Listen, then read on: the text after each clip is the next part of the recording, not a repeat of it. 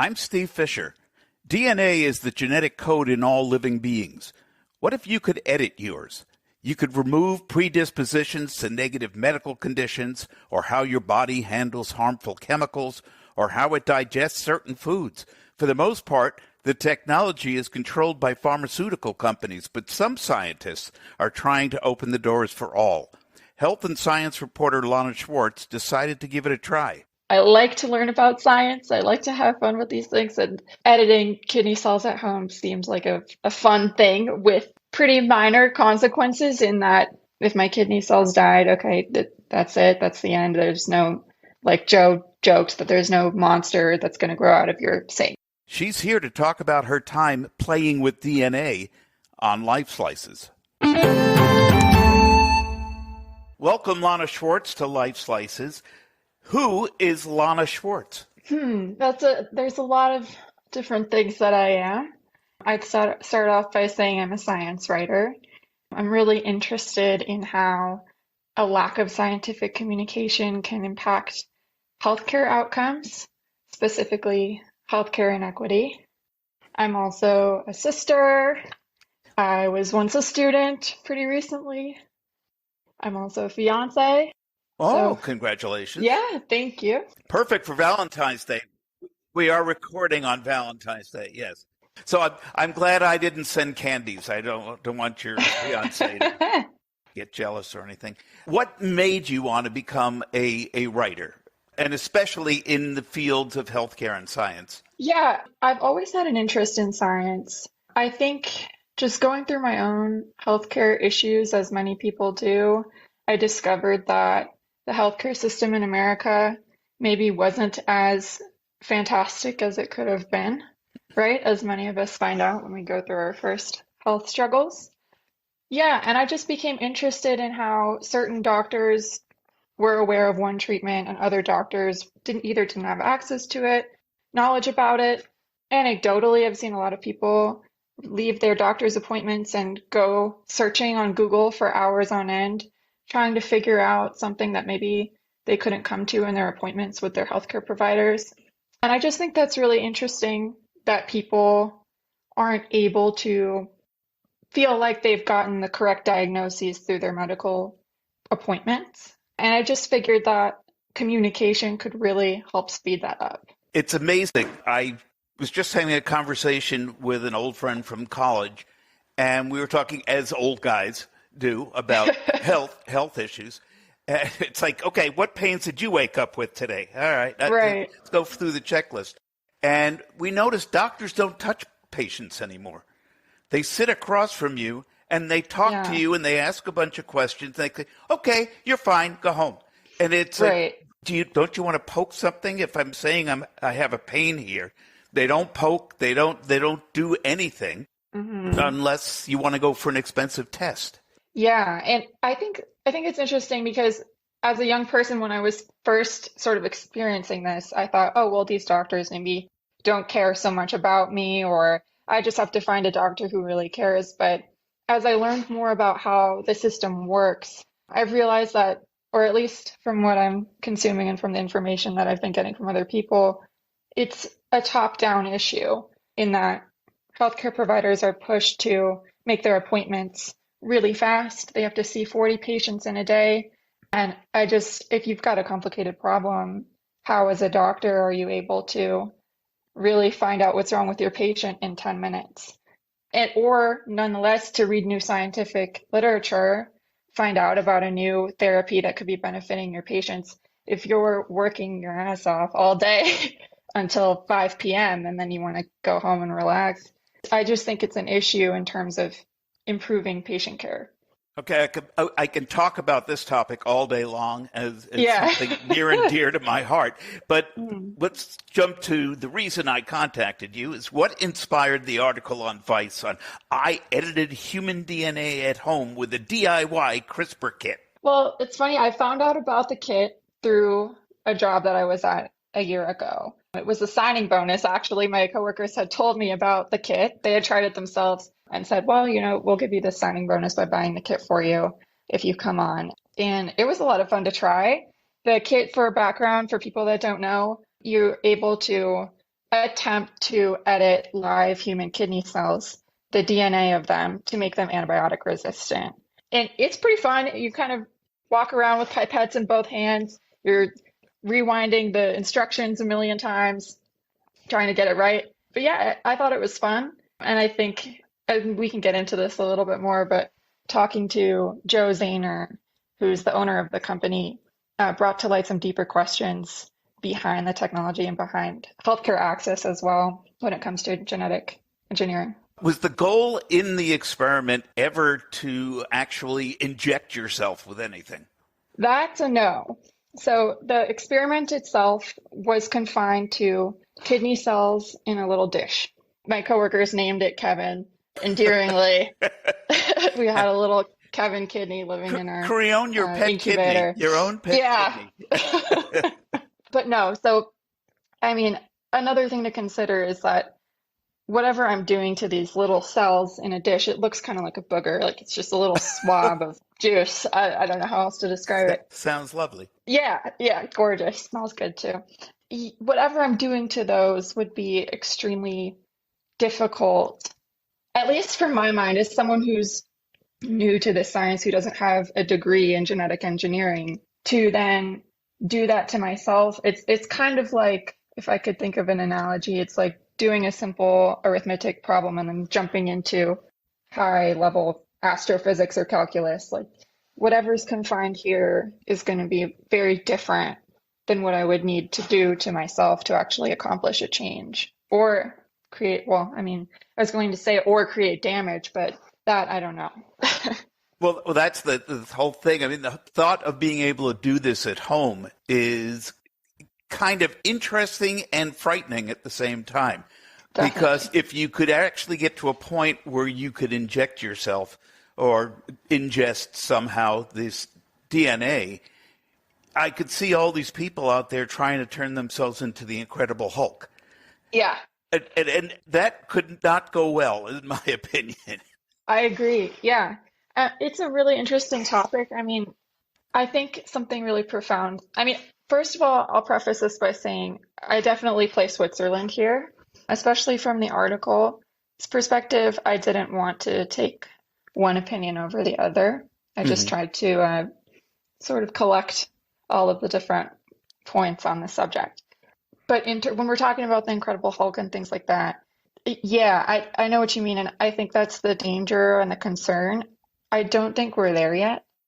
I don't think that someone could, for example, in the article I had mentioned that Zahner told me where you could get these materials to edit yourself.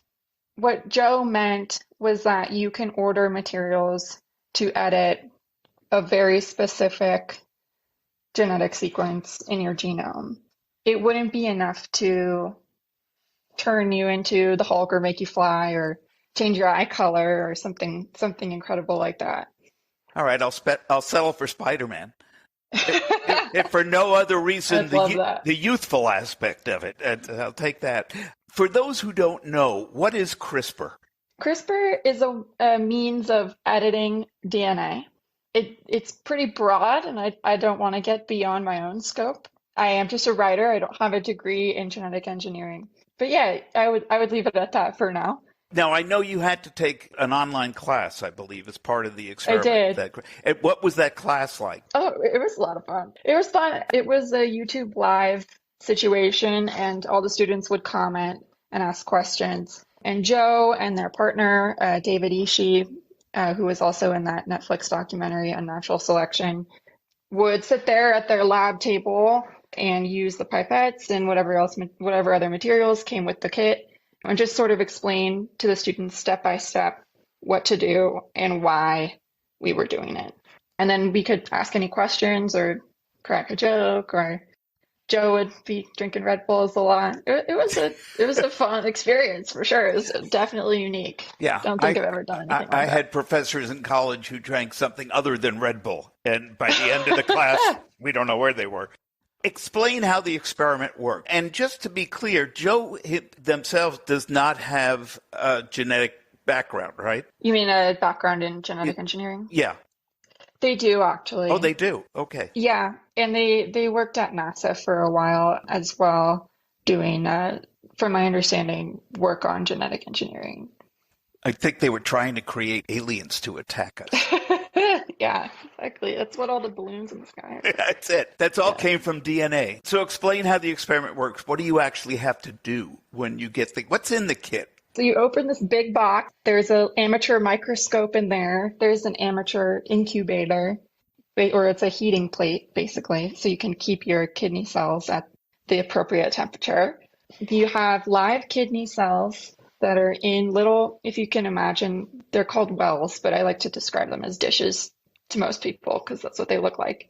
They're tiny dishes, and you have these little kidney cells inside. You can't really see them until you put them under the microscope. They just look like a swab of dead skin or a booger, as I said before. And they're immersed in pink liquid called media, which is essentially what keeps them alive. It has nutrients and things like that. So what you'll do is and then there's a bunch of liquids that are involved in the CRISPR process of you actually trying to edit the DNA. So the first day of class, they'll teach you how to grow the kidney cells, how to keep them alive, how often you have to replace the media, and then step by step, they'll say, add this liquid to this liquid, and then we'll add it here, and that's supposed to go inside the gene and change it. The whole class was once a week, I think over 4 weeks, or maybe it was 6 weeks. But so the experiment was to make the kidney cells resistant to antibiotics. So half of your plates, there's like 8 of them, 8 dishes with the kidney cells inside. Half of them, you can kill them off essentially by putting the antibiotics they provide in there, and you can watch them die.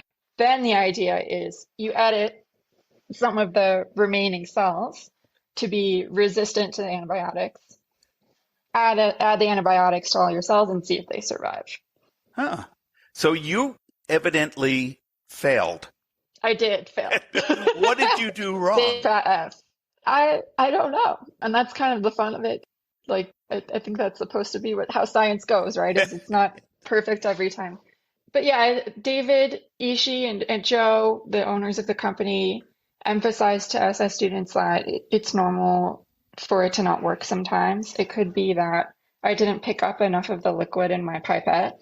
The liquids they give you a very, very tiny amount. And if I don't pick up the right amount and it's not provided to the cells, then maybe the edited gene won't get in there, if that makes sense. But what's nice about the company is that they'll send you more materials if you want to retry your experiment. But there was a Facebook group, and I got to watch my classmates either fail or succeed as well. So what are you supposed to achieve with this thing? If it's not for any kind of self-treatment, what is the goal of even doing this? Well, it depends on who you ask, right? For me, originally, it was a fun science experiment. I'm a bit of a dorky nerd. I like to learn about science. I like to have fun with these things, and editing kidney cells at home seems like a fun thing with pretty minor consequences in that if my kidney cells died, okay, that's it. That's the end. There's no, like Joe jokes that there's no monster that's going to grow out of your sink when you're done with the experiment. Darn. For others, what say that? Darn, I want a monster. Yeah, have a pet. I want my very own monster. You should try. You should ask Joe. But when I talked to Joe about the class for the piece, the piece I wrote, Mm-hmm. they explained a little bit more. They explained that there was a little bit more to the intention of the class, in that Joe is after a future where genetic engineering, or at least from my understanding, genetic engineering is democratized, meaning everyone has access to it. Joe brought up a really interesting point in that there are 3 genetic therapies available right now on the market. They're all between $1 million, or it's really 800,000 and $2 million a dose for these rare conditions. One of which, well, there was supposed to be the first one, so I guess there were 4, was not profitable enough, according to pharmaceutical companies, to put it on the market. And it's patented, so no one can have access to the technology. And Joe's point was that there are people out there suffering right now and a treatment exists, but it's locked away. I can make this in my kitchen. Why shouldn't I be able to? Which, of course, there are a lot of reasons why you shouldn't be able to, but their point is that the technology should be more open and accessible than it is now. I can understand that desire and wanting to do that. It just frightens me to think that at some point in our future, we'll all be playing with our own DNA and without having to Yeah. go to a doctor or a clinic or anything, and just who knows what the consequences might be. Because I know Absolutely. that the consequences can be cancer, which would not be good. You don't certainly want to put it in your body, let alone Right. trying to get it out. Then there's that phrase, off-target effects. Yeah. That's the frightening one. That's the part where we all become Marvel superheroes or supervillains. And Yeah. that's a frightening concept. It seems to me, yes, I would love to be able to change any bad DNA in me, but I don't want to do it at the risk of becoming the hideous sun demon or something. Right, right. Or developing some sort of, my boyfriend or fiance actually, recently fiance, put it as, well, he has an X autoimmune condition. He was like, well, we could edit out my X, but then maybe I'll turn up blind. Wouldn't want that. Yeah, Right. So, yeah. I mean, and it's not that simple, and a lot of people argue that it's safer than it is. I think it's not safer than it sounds. But yeah, I mean, I think that's beyond my scope. If you saw in the article, Dr. Larkespada, hmm I was really surprised. I had emailed him and asked, hey, explaining the whole Zaner situation and what Zaner believes in. And Dr. Larkespada wrote back and was pretty optimistic about it, Wow. which I wasn't expecting. But from his point of view, it's not as dangerous as we might presume, and it's not as simple as trying to edit X disease out and then ending up with something completely different. Then you worry, of course, if you get a bad government putting it in the water supply or something, so everyone can Yeah, trying to create the perfect master race again. definitely. The eugenics is a huge concern. How far, as a journalist, would you go for a story if this experiment had required you to inject it into yourself? Would you have done that? No, that's a strong no for me. I mean, I'd be happy to report on somebody who was doing it anyway without me asking them to. But yeah, I personally, that's not something that I would try. So, how far would you go if NASA came to you and said, "Okay, we want to shoot you up on the next ship to the space To station Mars. or to Okay. Mars or Yeah. whatever," as the first journalist in orbit? Would you do it? Nope.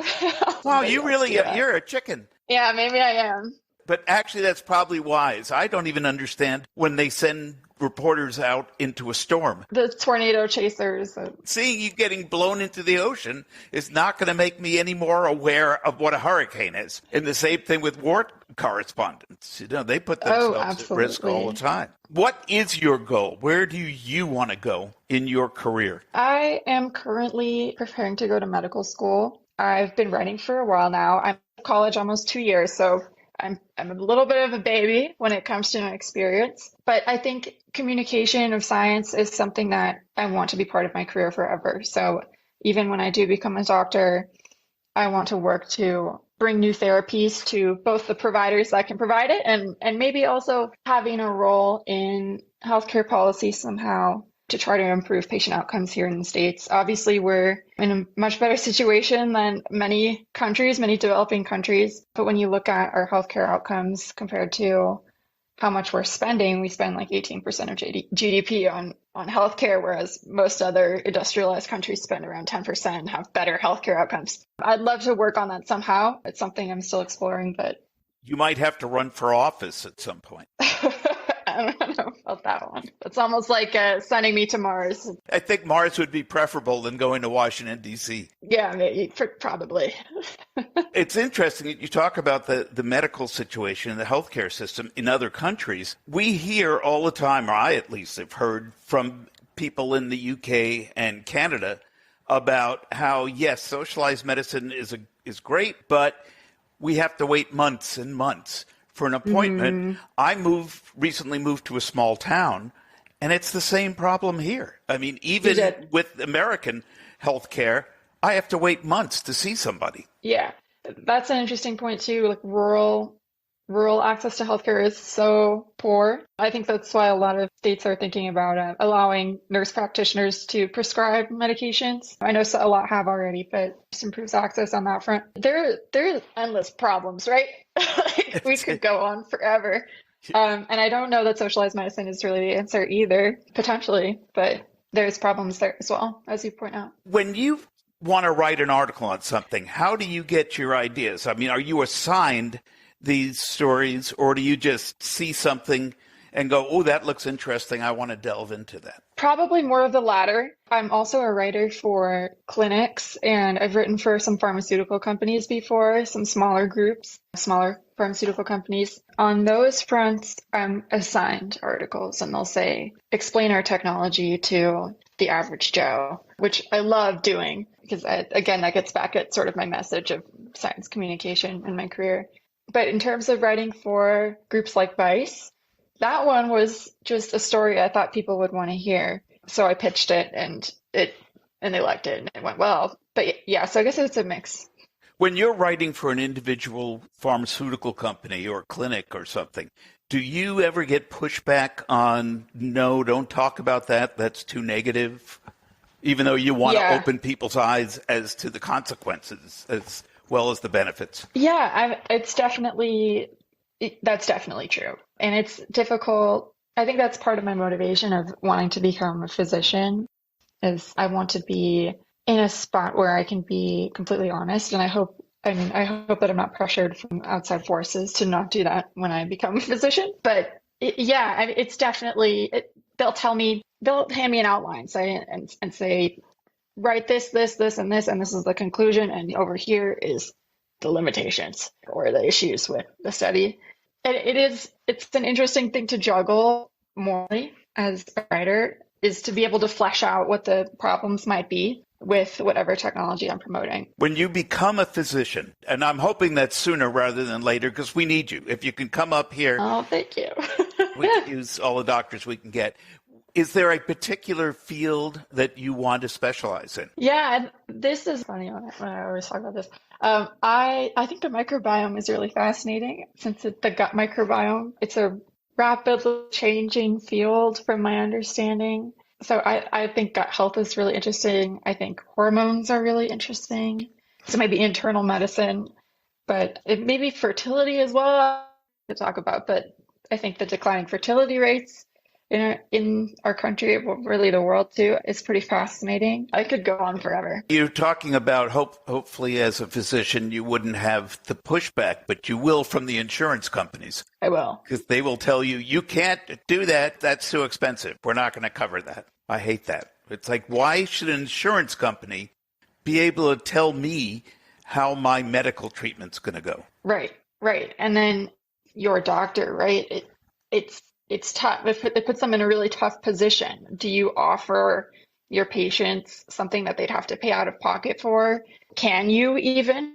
Are your higher ups going to allow you to suggest that? It's a really tricky You have to go to situation. Mexico or China to get the treatment. Yeah, I'll open my Bahamas clinic and you guys can all. Oh, well, that's not, okay. That I'll go for. I'll be happy to come for an office visit in the Bahamas. Yeah, on the beach. Perfect. What of all the topics you have written about, what was the one that surprised you the most, that as opposed to the expectations you went in to the assignment with? That's a good question. I would say writing about IgY technology, which is a new form of antibody therapy. It sounds like science fiction, which is why I was a little apprehensive, but I think it's really exciting. Essentially, when a human female breastfeeds their child, they're passing on antibodies through their milk. Chickens do the same thing through the yolk of their egg. So some scientists have discovered, at least from what I've been seeing and from the companies I've been working with, scientists discovered that if you vaccinate a chicken with whatever disease you want or pathogen you want them to produce antibodies to, they'll produce it through their eggs, and then you can concentrate those antibodies in the yolk of their egg. So there have been a few companies that I've written for that have been looking at this, both for GI applications, and one company was working on it for COVID, though I'm not sure it went through. But it seems to be very safe, since every time you eat eggs, you're essentially eating denatured antibodies. But yeah, that's a really fascinating technology.